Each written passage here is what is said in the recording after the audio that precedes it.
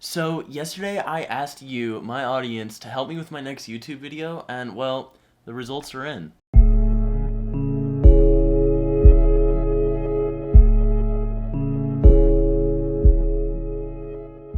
So yesterday on Reddit, I asked the question, if you were to take two different horror movies and mix them into one, which ones would you choose? Now there were a few rules to this question. The first rule is that they have to be from different subgenres. For example, if you take a slasher horror movie and a cosmic horror movie and mash them together, that would totally work. Rule number 2, they cannot be from the same creator. So properties like Castle Rock most definitely would not work, and the reason being is because yes, it does take a bunch of characters and different stories from presumably different universes, but they're all Stephen King stories and universes, so it doesn't work. And rule number 3, they can't have the same actor playing two different characters. For example, you can't have Stranger Things and Nightmare on Elm Street because Robert Englund is in both of those properties, so it just wouldn't work for this one. From our first user, using trash, they say, let's take Monster Squad and mix them with some urban myths. We're talking Skinwalkers, Wendigo, Dogman, Mothman, etc. Now, if you don't know what Monster Squad is, it's a movie that came out in 1987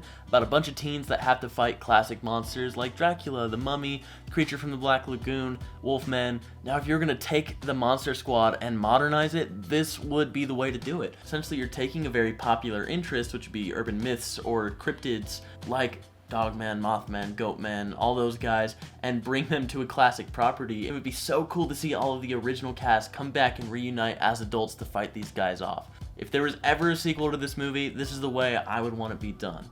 Now from our next user, Salt Soaked, we have comedy vampires versus serious zombies. The example they gave was mixing the original Buffy movie with the Paul Reubens vampire, with 28 Days Later, which is a really fun idea. I'm surprised that this dynamic hasn't been captured on screen, and I'm interested to know if the vampires could turn into zombies or not. My bet is that they wouldn't because they're already undead, which I think creates an even more interesting dynamic because you could have this whole plotline about zombies taking over the world in a zombie apocalypse, and then the vampires having to struggle with losing a lot of fresh meat for them to feed off of. If you were to lean into the drama of that situation while also having the vampires be kind of your form of comedy, almost like What We Do in the Shadows, I think that would be such a fun property to watch, and I would be genuinely intrigued to see that. The last example I'm going to give today is from the user Nodulant, and this one gave me a good giggle. The idea is called House of a Thousand Corpse Brides, and the description goes like this. This is straight quoted from Nodulant. It says, in this animated musical gorefest, Singin' Sid Haig and his murderous cronies